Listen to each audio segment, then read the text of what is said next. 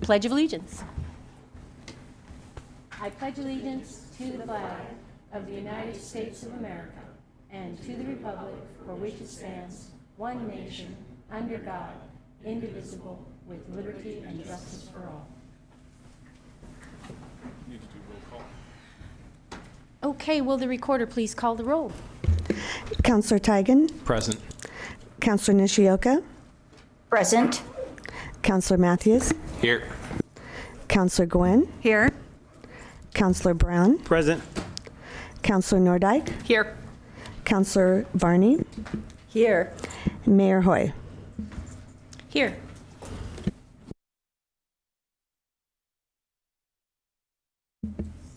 Okay, can I have approval for the special meeting agenda? I move approval of the special meeting agenda. Second. Second. Second by Matthews. Is there any discussion about that? No? Okay. I think we're ready to hear what you have to tell us. You need to vote on the motion. Oh, vote on the motion. Let's do that first. Will the recorder please call the roll? Counselor Tigan, Aye. Counselor Nishioka, Aye. Counselor Matthews, Aye. Counselor Gwynn, Aye. Counselor Brown, Aye. Counselor Nordyke, Counselor Varney, Aye. Mayor Julie Hoy. Aye. Thank you very much. Courtney Knox Bush, please go ahead. Before we do that, I think we do have a revision to the agenda. Could we get a motion for that? Who's got the reading? I move to approve the additions and deletions to the agenda. Second? Go ahead. Second. Okay, will the recorder please call the roll? Counselor Nishioka, Aye. Counselor Matthews, Aye. Counselor Gwynn, Aye. Counselor Brown, Aye. Counselor Nordyke, Aye. Counselor Varney, Aye. Counselor Tigan, Aye. Mayor Julie Hoy. Aye. I promise, Courtney Knox Bush, now it's your chance. Thank you so much, everyone. I'm going to just take a moment to bring up the slideshow for everyone.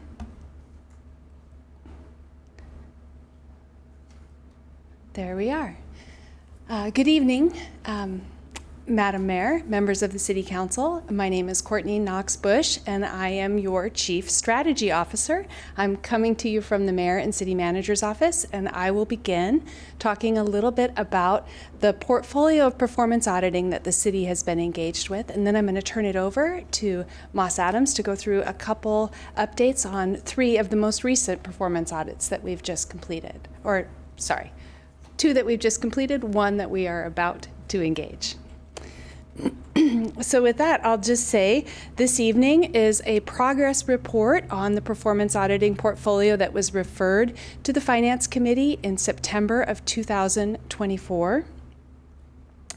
We're going to be specifically focusing on those 3 audits, and as we begin, I want to just provide you with a little bit of context of everything else that we've been doing around performance auditing since 2020. So for those of you that aren't familiar, this is a web page that the city is hosting, and you'll find it underneath the government, that menu from the home page, and it's called Efficiency and Effectiveness. That page features every single thing that the city has done in this field since 2020. You'll also see some things that you might question why they are relevant or included. And so you'll see a couple of things that are based on standards across different disciplines. So you'll see the Public Works Accreditation, which looks at policies and programs and practices against national standards. And that is sort of a good housekeeping seal from Public Works Accreditation. And so you'll also see things like the assessments we've recently completed around equity of our programs and services, and that is from 2024.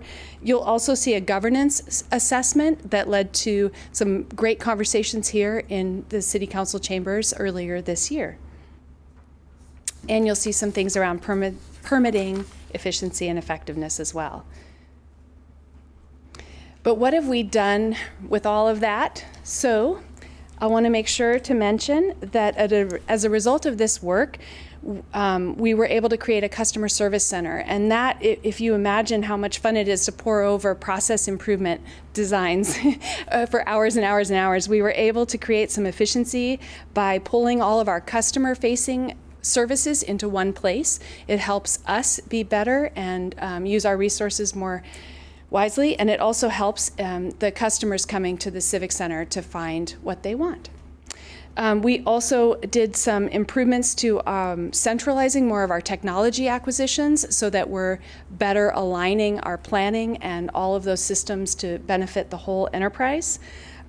We also formed some of our original organizational assessment work led to the forming of the Enterprise Services Department, where we grouped like things, fleet, facilities, HR, and IT into one functional area supporting the organization as a whole.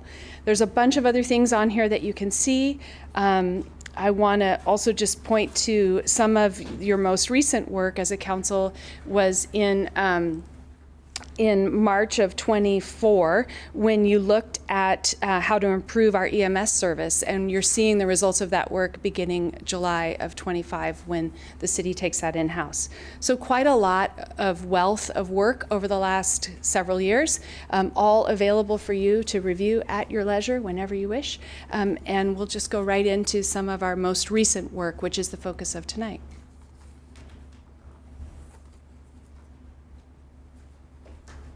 All right, good evening, Mayor and Council. Nice to see you. Colleen Rosillas from Moss Adams. We are here to present, as Courtney mentioned, the results of our performance audit work to date this fiscal year. So as Courtney mentioned, in September, the Finance Committee approved a series of performance audits. These were in response to community interest in efficiency and transparency across city operations. And we took a risk-based approach in collaboration with the Finance Committee to identify these first sets of performance audits. To our complete, you'll hear those results tonight. In addition, the risk management audit is in progress. And we also found savings across the consultant program. So as you all know, we serve as consultants of record for the city manager's office and are able to do work across the city in service of operational effectiveness and performance. We found savings across the Moss Adams program for this fiscal year. So we were able to accelerate a study of fire overtime into this fiscal year, and that will kick off shortly. This program, we'll talk a little bit about next steps. We hope to continue this into next fiscal year, and it'll come up for the Finance Committee shortly. So I'm going to hand this over to my colleague Tammy Lor Schweitzer to cover our results.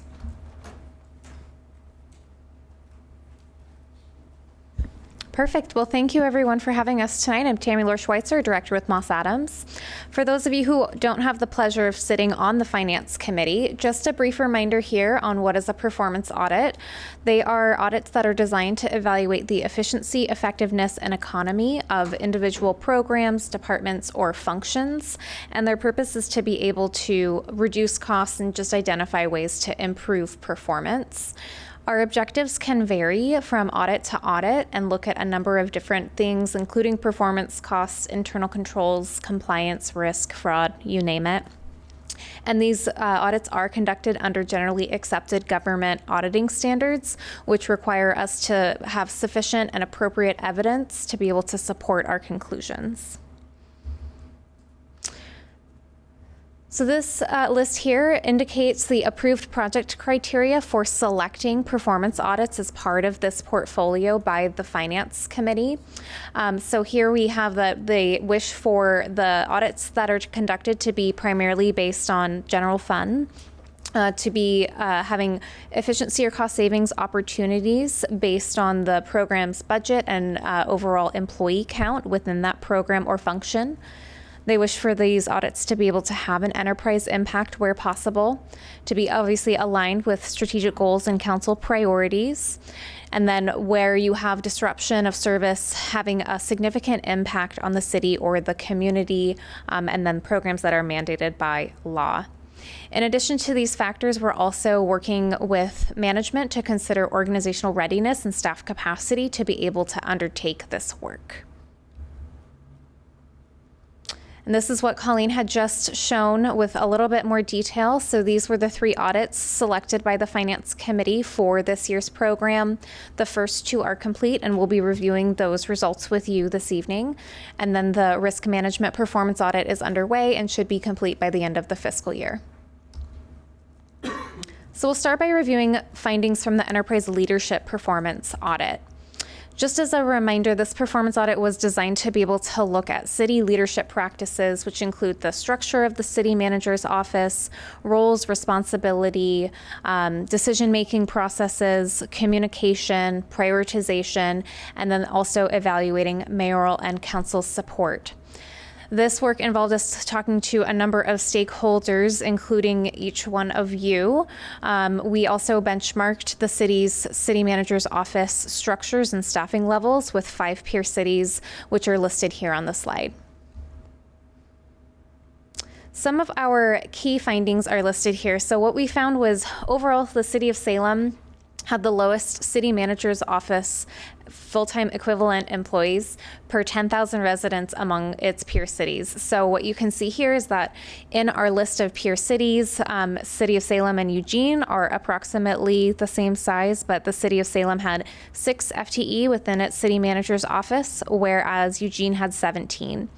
And so what we found was that for the City of Salem to be able to achieve even the peer average for what these staffing levels look like per 10,000 residents, you would have to add about 10 additional staff. So that indicated to us that the city manager's office was in fact understaffed for the amount of work that was being done. We also identified some gaps in key leadership roles and functions that impacted the ability for leaders to operate strategically. Some of those that were most notable related to HR and IT. So you did not have an HR or an IT director position, which is common in a city of Salem's size. We also found that decision-making processes were sometimes noted as unclear, and multiple priorities were sort of coming up as this is a high priority. In our world, we call this having a culture of yes, so saying yes to many, many different things, while not necessarily being able to prioritize within those high priority initiatives. And what that results in is either nothing is actually a priority because everything is a priority, or you also have staff burnout. And so those were some of the things that we were trying to head off within this audit. And then the last thing that we wanted to be able to cover with you tonight on our findings was that the city leadership was spending a lot of time tracking down constituent management requests for different things where someone may come to public comment and have an issue that they wish for a response for the city. Emails may come in and be referred to city staff. The citizens may be reaching out to city staff themselves, and there could be different people all working on the same request. And so it was causing a lot of additional work to be done on a singular request. So we had some recommendations around that, which I'll talk about next. In terms of our key recommendations, we had an organizational staffing and structure recommendation to be able to realign resources in the city's executive team. That included reinstituting the HR and IT director roles to allow leadership to be able to operate at that strategic level so that they're not constantly juggling having to be in the tactical analysis of operations while also working on initiatives that are moving the entire city forward. We recommended developing a decision-making framework that looked at different pieces. So how does this initiative align with our strategic plan? How does it impact our community? What is the cost? What is our staff capacity to be able to undertake this work, to be able to help determine which initiatives do we say yes to and which initiatives do we actually need to hold off on for a period of time or reprioritize within what we currently have going on. Alongside that, we recommended implementing a project management system that included a prioritization framework for initiatives. So just being able to see these are the different things we have going on. This is a timeline for them. This is the cost in terms of staff time and additional resources to be able to undertake that work. And then finally, being able to establish a centralized request management system for those constituent requests so that when a request does come in, you can assign it to one individual rather than having potentially multiple different departments or individuals working on the same request and then finding out that we've all been working on a similar request and having that documented so that we can see what are the things that were coming up over time and how did we respond in the past. So those were some of our key recommendations, and these were really aimed towards increasing the efficiency of the work being done by the city's enterprise leadership team. Next up, I'll talk about the Urban Renewal Agency performance audit, which we just presented to the Finance Committee earlier this afternoon. So this performance audit was essentially evaluating the cost effectiveness of the city's urban renewal agency and urban renewal areas. So looking at their the revenues and the expenditures, their costs and their benefits, and then the impact on the city's general fund. To do this audit, we interviewed staff and then we reviewed a number of different documents and researched best practices to be able to inform our recommendations. Some of the key findings from this audit was that we found that the city's urban renewal areas have generated at least $1.1 billion in additional value of properties in the city. So that's not necessarily indicating that that's what the tax amount would be back to the city, but rather that's the value that property owners are seeing, and that would eventually be able to be taxed at a higher amount for the city in the future. In addition, these areas have been able to leverage over $400 million in private investment to be able to support redevelopment. And those impacts are pretty astounding in and of themselves, but they also likely underestimate the total impact of the Urban Renewal Agency because the Urban Renewal Agency, given staff limitations right now, is not able to articulate how many jobs, how many businesses, how many housing units, or other societal or cultural factors are being impacted by this redevelopment.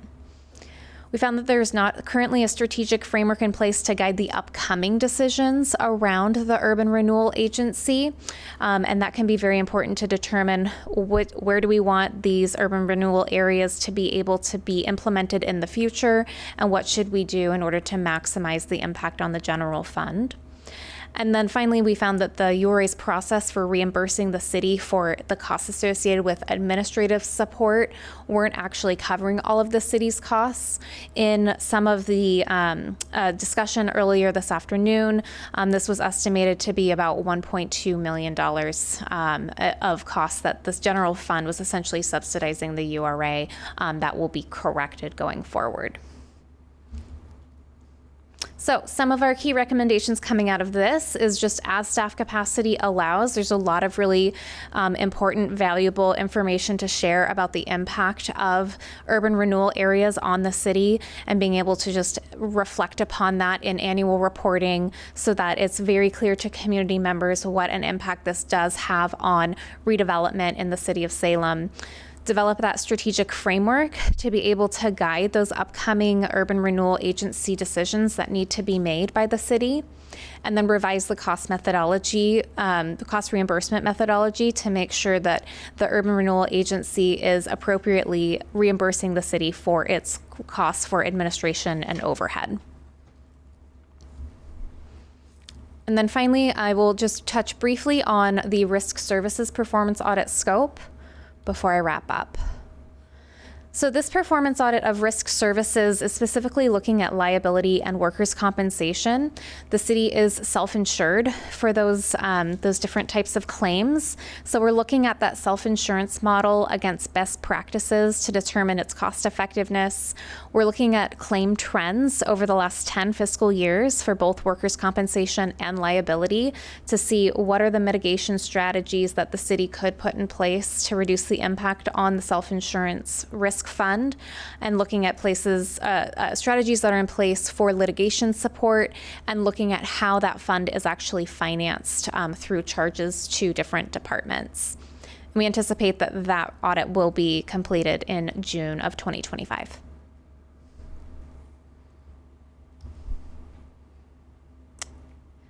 And so our next steps are to be able to complete the 2025 fiscal year performance audit. That includes the risk management audit and fire overtime, which was slated to begin in June. And then we will be talking with the Finance Committee about the potential fiscal year 2026 performance audit program.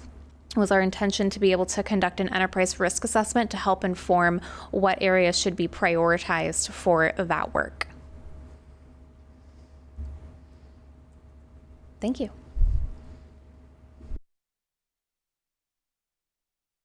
Does anyone have any questions? Yes, Councillor Tigan. Thank you, Madam Mayor. Might be instructive to go back a few slides. I'm thinking about slide, I think it's 7. It's the FY25 approved program slide. There, that was it. It's got a chart. The chart says function, primary funding. That's the one. Thank you. This might, maybe it would take Josh to answer the question. I appreciate this slide in that it shows the impact to the fiscal year 2025 budget. I'm curious, on the URA audit that we reviewed today, what is included in the $5 to $6 million in general fund? What is the general fund funding in the urban renewal agency to the tune of $5 to $6 million?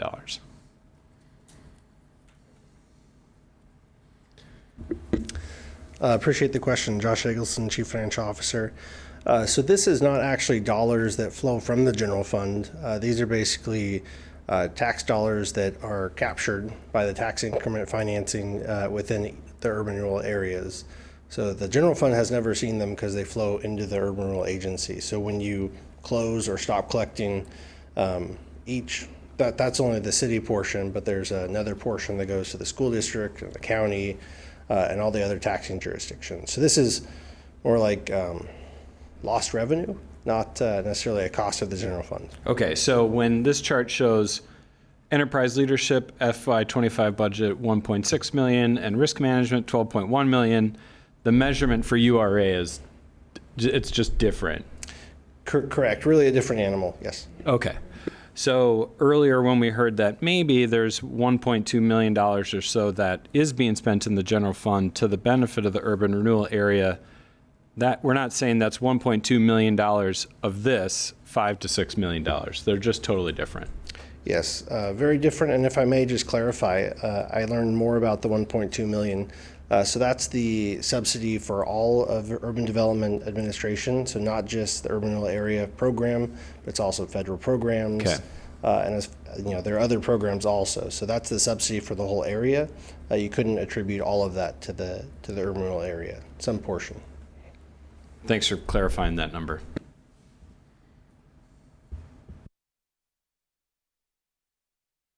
Councillor Varney. Thank you. My question was, I was just curious for the values for the URA performance audit, the amounts of money that's been generated, how big a time period is that? Do I need to go up there? Okay, that reflects the from inception of each urban renewal area to the most recent valuation, which was done, I believe, in 2024, are the records. So it depends on each individual urban renewal area because it was from the inception of that area. So it varies. When did the earliest ones start? 1973. Thank you.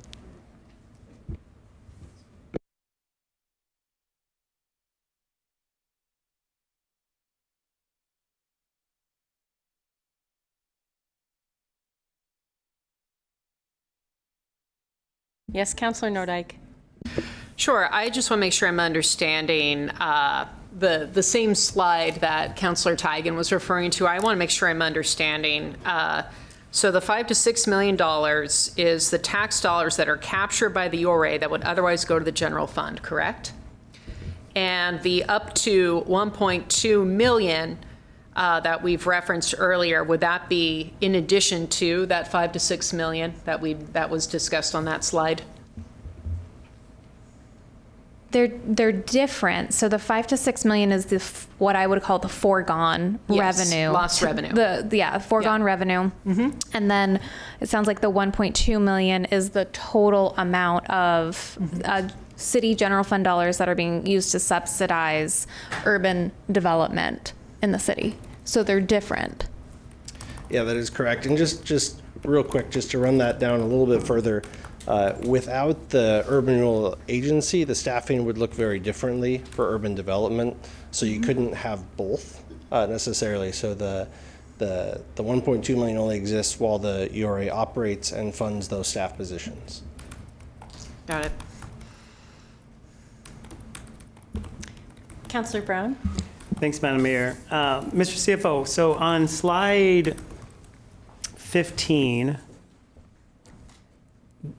that very top bullet, I'm struggling to understand that. The Urban Renewal Fund generated an increase of at least 1.1 billion, but we never see none of that money. It stays in the URA fund, is that correct? Or no? Because I'm getting lost on this bullet. Sure. So the 1.1 billion in assessed valuation increase. So essentially at the beginning of the urban renewal area being established, the tax base is frozen. So any additional tax money that comes in, the tax increment financing, then goes to the urban renewal agency rather than the city's general fund and the other taxing districts. So that 1.1 million is saying, okay, this is the amount that it started at. Let's say it was $100,000 for just illustrative purposes and easy math. So then that area had redevelopment, they had an increase in businesses, they had investment in infrastructure, and then the value of that property went from $100,000 to $500,000. The difference is $400,000, and so that's what we're calculating here. Is the 1.1 billion is the difference of if the URA didn't exist and they were at that baseline. This is the additional value that has been created. It is not necessarily equivalent to the amount of tax funds that the city would have received. So when you say 413 million in private investment, that private investment, those are our developers? Correct. Okay, I feel good now. Okay, I got it. Thank you. Yes, Councillor Matthews. So just to go back to that, the URA overhead, the 1.1 to 1.2 million. So it sounds like that's coming out of our general fund right now to subsidize the URA. So is the URA not able to cover that fees or those overhead costs so that the general fund doesn't have to? Yeah, just really quick, again, it's not just directly related to the urban renewal areas or the agency. It has to do with, I think, a needed update to the staffing model that urban development uses for their administrative costs and figuring out a better way to charge for all the uses. In some cases, we're not allowed. So one of the things that lives in urban development is federal programs, and they have a cap on how much administration you're able to pay. So there's going to be some subsidy for some of those programs. That's why we won't cover that full $1.1 million. But there should be more attributed, I think, to URAs, and we can look at that cost model to make updates to it to make sure we're capturing that. And really in a more, I would say, structured way. Right now it's really been based on charging time instead of making sure we cover kind of the fixed costs versus the variable costs. So looking at an update to that model.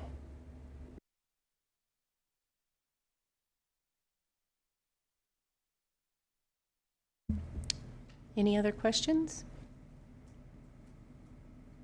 I have a couple.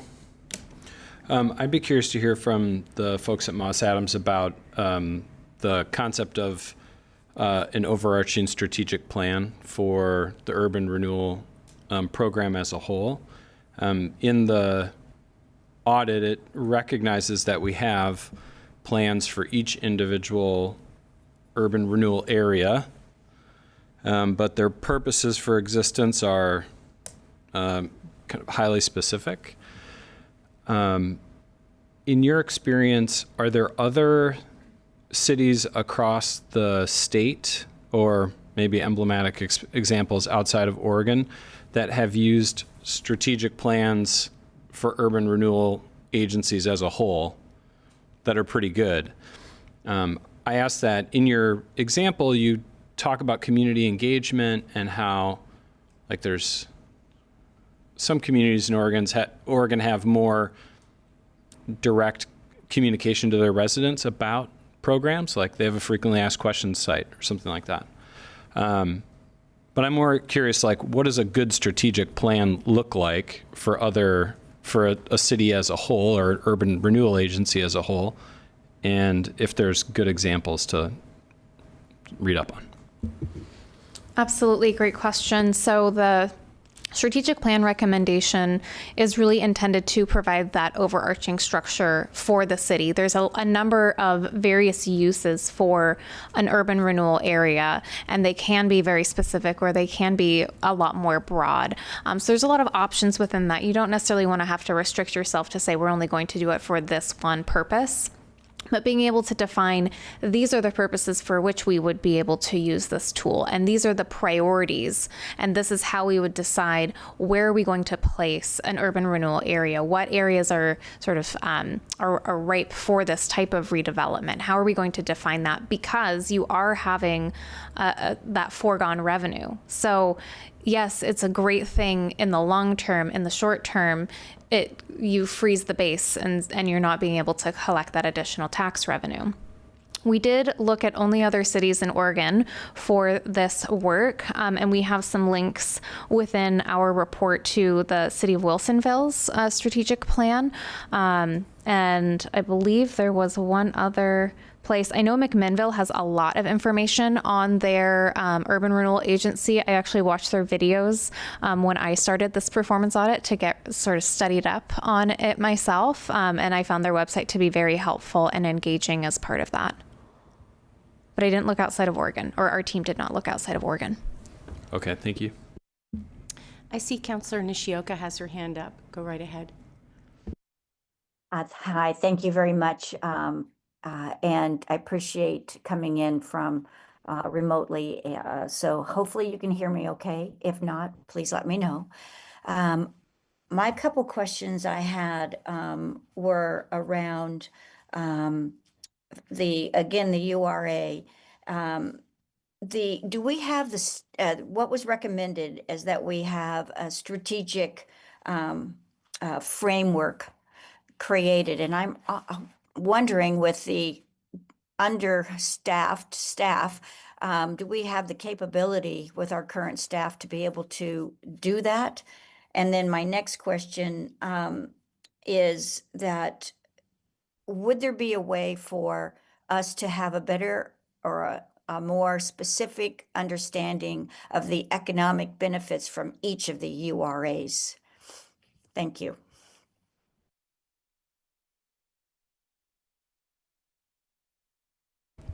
Good evening, Kristen Rutherford, Community Planning and Development Director.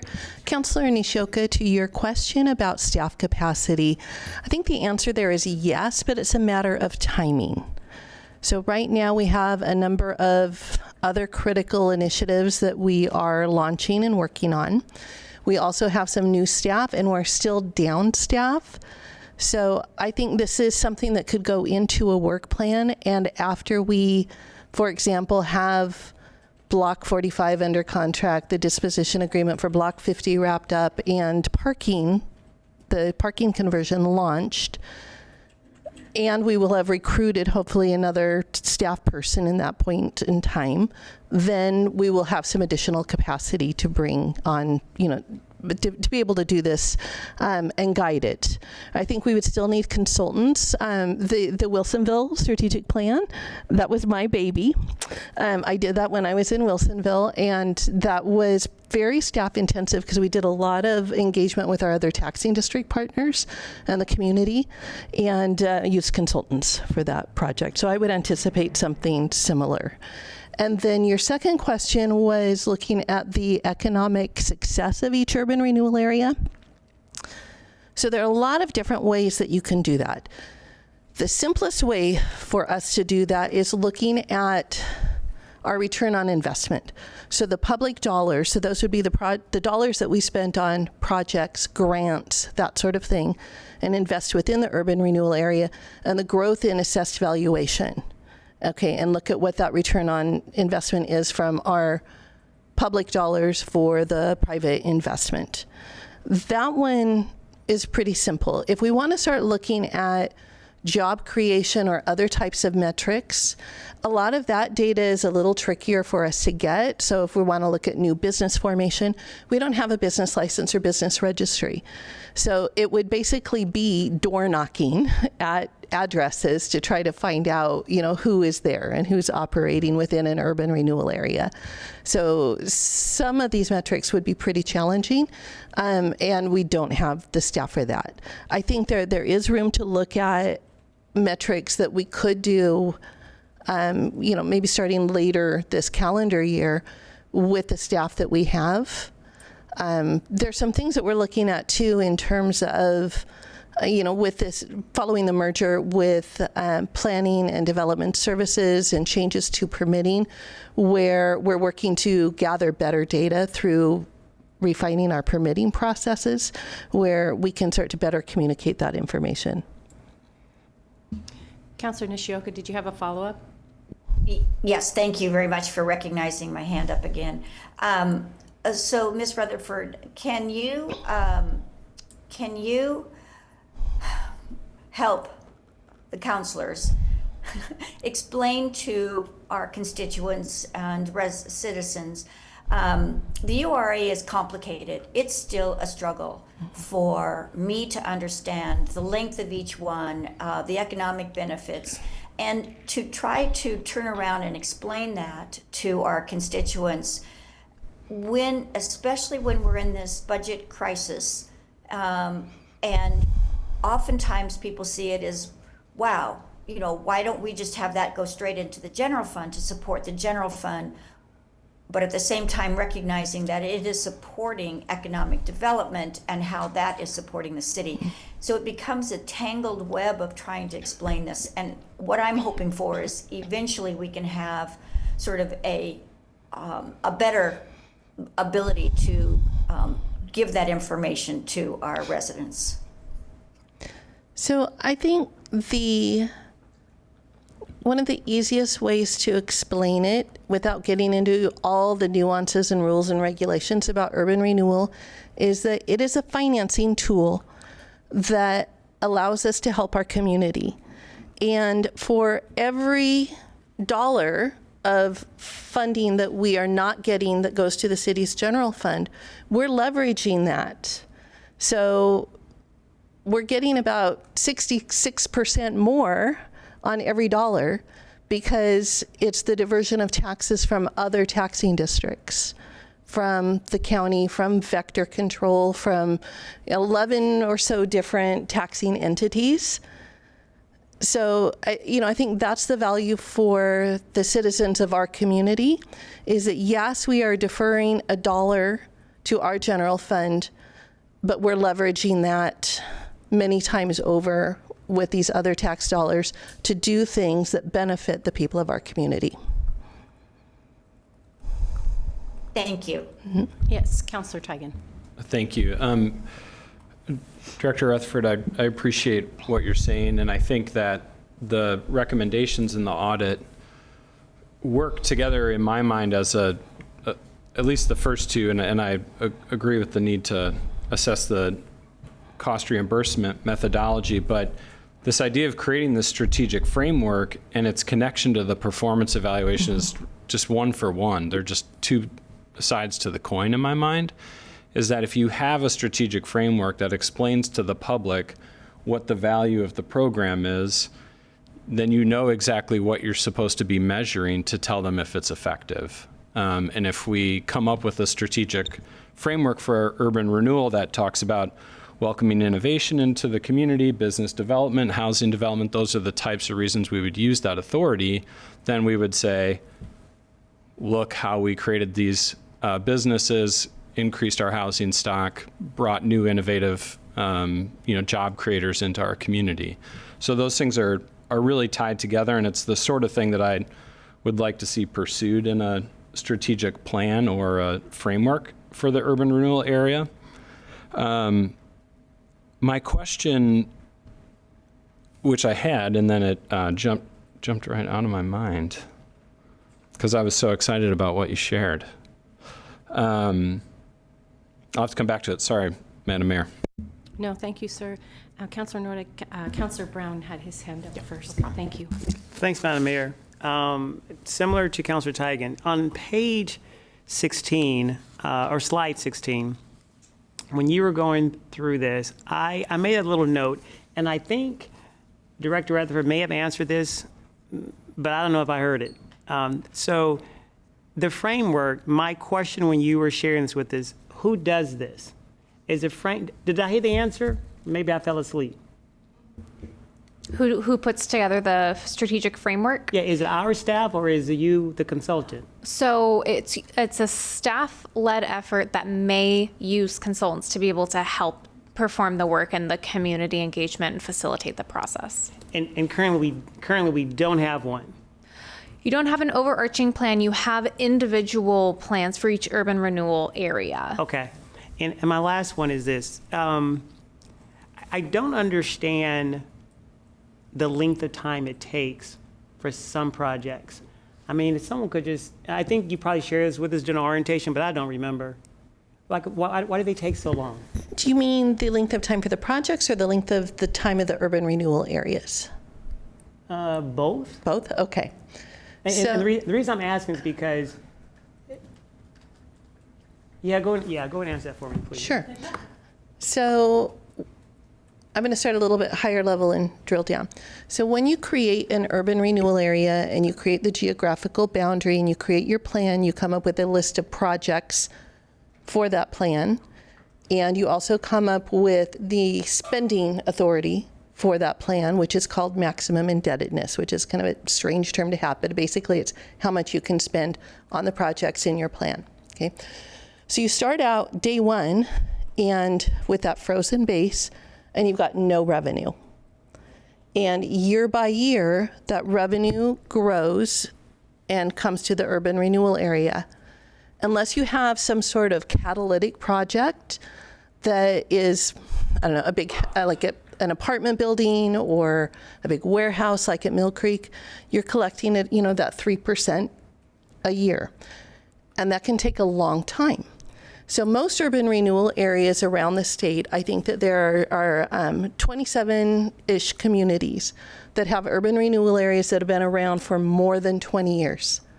And the reason that that is the case is because at 3% and 3% and 3%, it takes a really long time to have enough money to either have the cash on hand to pay for projects, kind of using that du jour process that we go through every year, or to be able to pay for debt service, to do a big bond to pay for projects. And then when you do, let's say you do bond for projects, it might be a 20-year bond. And so you need to keep the urban renewal area alive long enough to pay that off, and up until you reach your maximum indebtedness. Okay. So that explains kind of the life of the urban renewal area. So do you have any other questions about that part? No, I don't. Okay. Yeah. Well, I mean, I guess, you think about it as, if you think of it in terms of personal finances, okay? So urban renewal works where, let's say, Councilor Varney, I give you $33, okay?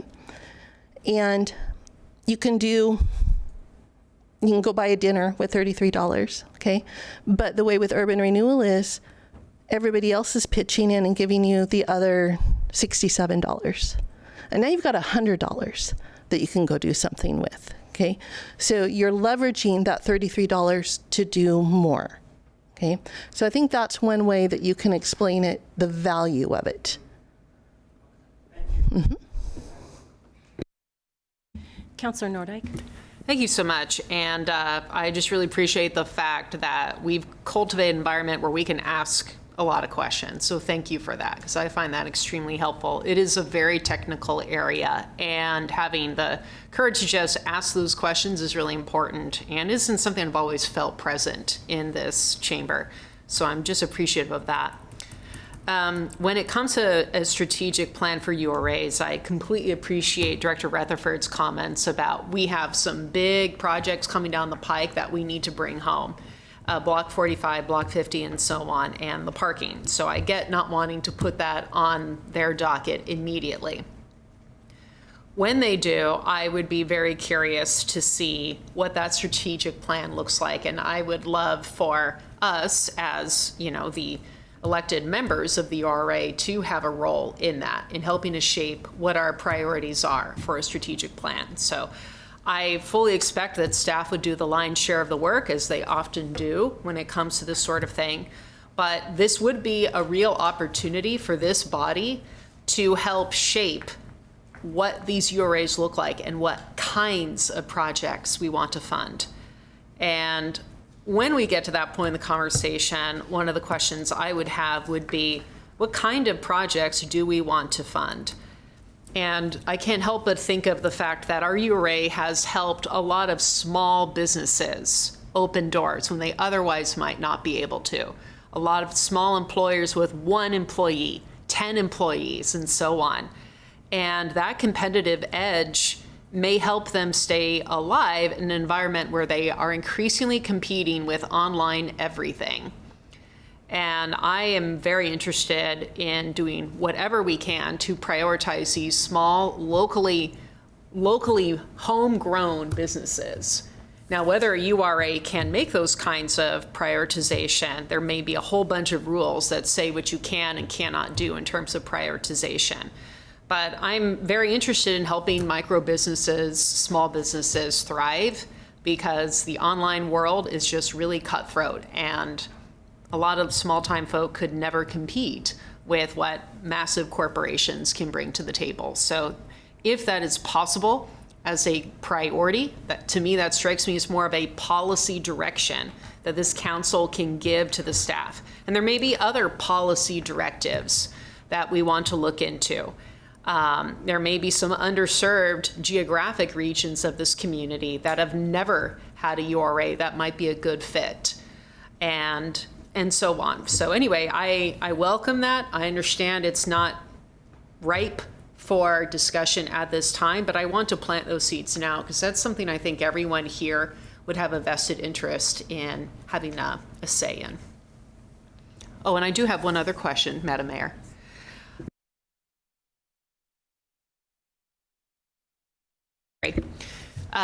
If I don't know if I didn't see it on the agenda, but I would love tonight to hear staff's response, management's response to the 2 performance audits that are completed, just so people watching home will know what steps is city management planning on taking or already taking with regard to the enterprise leadership audit. I know there's some things underway there. And we're just now getting the URA audit. So, but I'm sure people at home would like to know, wow, there's a lot of great recommendations here. What is the city going to do with those recommendations? Ms. Nambury? Yeah, I can take that. Thank you, Councillor. So I know this audit was finished on February 11th. And so a lot has changed in the past couple of months. And the organizational structure is a little different. So what I took away from the from the findings is we have to focus on right people with the right tasks, right? So we have an opportunity to look at the organization structure and move into a direction of we need to be focusing certain positions on strategy, and then we need to have a very clear separation of operations versus strategy, right? So we also see that, and I think the audit findings talks about it few places, is in absence of strategy and capacity, we are focusing on tasks. And so we kind of have to move away from that and really kind of have a clear idea about where we are going as an organization. So what I wanted to kind of report on, if you go into Moss Adams' recommendations, there are actually, I think, 8 of them that I see, that in the past couple of months, many of those recommendations have been implemented. For example, there was recommendation about the restructuring of the city manager's office to reduce the number of direct reports for the city manager, especially with the 2 executive assistants, and so we kind of did that change. The recommendation was also to bring Gretchen Bennett, who's in charge of the homeless response, and I know she has a big title and I can't remember that, but to bring Gretchen to the city manager's office with additional capacity. We did bring that resource into the city manager's office, and we also tapped into one of the resources in the community services department and brought that resource under the city manager's office. So we did kind of increase the capacity. I think one of the recommendations from the audit, sorry, I'm just going based off of what I remember, the order could be different. The recommendation also, one of the recommendations was to, we had a chief communications officer before, and that resource was focusing on strategy, but then the audit findings show that at this point of time, we need people in the communications that actually do the work rather than strategy, because that created a lot more overhead for the organization because we don't have people to do the work. So we did reclassify that position to get a PIO. Looking at you, Courtney, but we are in the process of hiring that resource, right? And I hopefully will get that resource within the next 3 weeks. Am I correct? Okay. So that work has been done. We also, one of the recommendations was on the enterprise services department. We didn't have a dedicated HR director and an IT director, and that was like really a huge risk for the city. I don't know, I was filling that role in the past, but with some of these organizational changes, we did appoint Gretchen Bennett as acting HR director, and we did, Michelle Bennett, not Gretchen Bennett. Sorry. We did appoint, she's now going, Gretchen is going to have now 5 roles now. So Michelle Bennett is the acting HR director. We did appoint Jim Schmidt as acting IT director, and I'm looking at the city attorney, Atchison. He was very helpful in making that happen.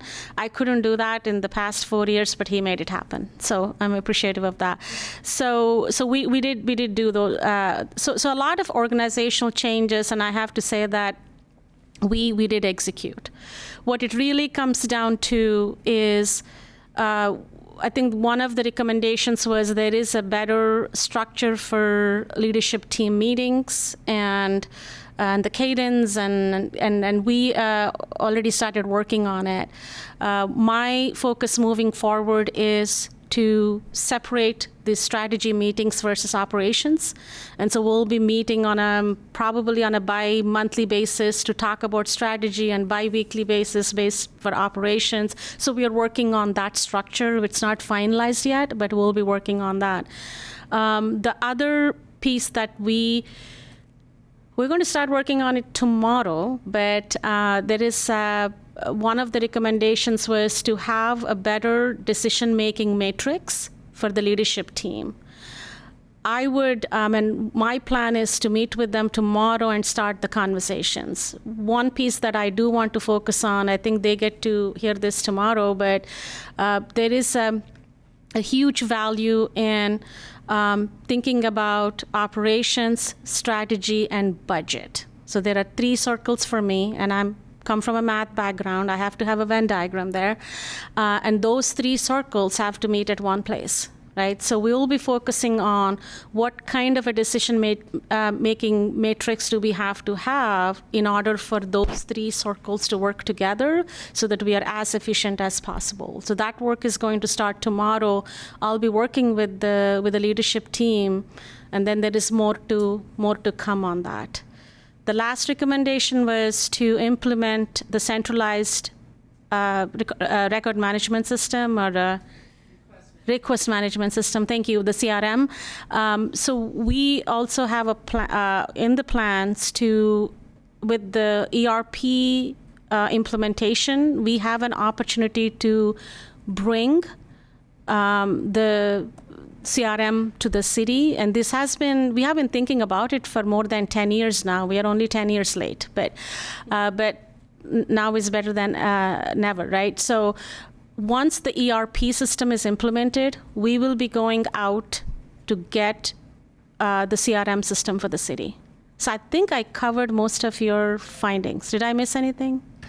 No, I don't think so, but I do want to highlight the centralized request management system to streamline constituent responses. I think that would be really helpful because anecdotally I can tell you when a constituent emails me about anything, and I do mean anything, sometimes it's hard to know which city staffer to hand it off to.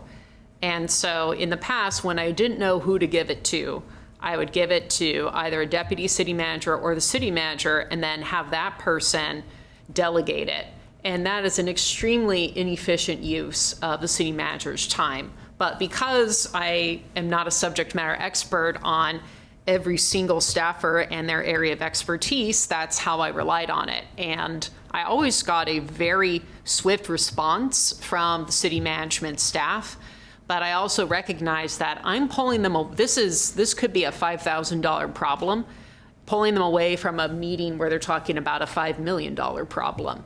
So I love the idea of having that centralized system to help free up the top staff's time, but still handle it in an efficient way, because constituents do deserve a prompt response, and I like to ensure that. But I think they don't necessarily feel entitled to hearing direct from the city manager every time there's a fill-in-the-blank constituent issue, and I do mean any constituent issue. So I'm looking forward to seeing that roll out. I just hope that however that happens, it's always helpful for me to know if my constituents are concerned about something. I want to know what it is they're concerned about. And I shared this with the Moss Adams team when they interviewed me. I said, you lose the personal touch. When a constituent emails me directly and I facilitate the response, they appreciate the fact that I helped facilitate that response. So I don't know how we have our cake and eat it too when it comes to having both a portal or what have you, and still making sure that I know what's going on in my ward. I want to know, is it a traffic issue? Is it a safety issue?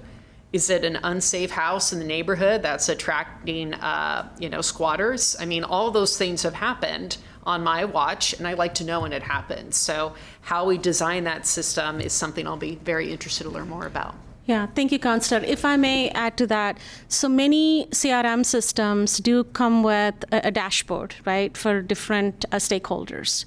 So for each of the counselors, they'll get to see the type of requests that we are receiving from each of the wards. And so there is an opportunity there for you to actually view the data about the type of requests that are coming in.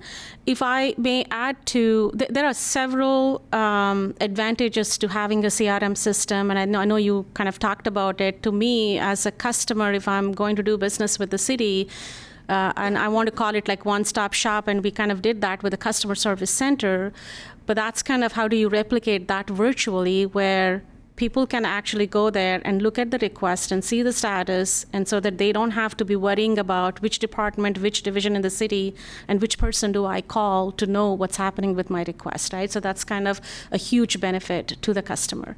The second piece that I want to kind of do want to highlight is, as we are moving towards data-informed City Hall, right? So it is important to understand, as a city, what type of requests are we receiving, how many are we receiving. If there is a pattern in some of the requests, then we can reimagine our services differently, right? So based on that data. So I think having that data is going to be extremely beneficial in so many different ways. So I'm excited to kind of move forward with that. But to Colleen and Tammy, did I miss any of the findings from the enterprise leadership audit? Or the recommendations, I mean?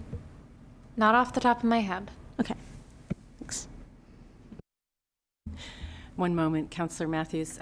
It's not often that I can offer Krishna any kind of assistance. But I did find Gretchen Bennett's new title. It is to serve as Acting Community Service Department Director. So there. Councillor Matthews.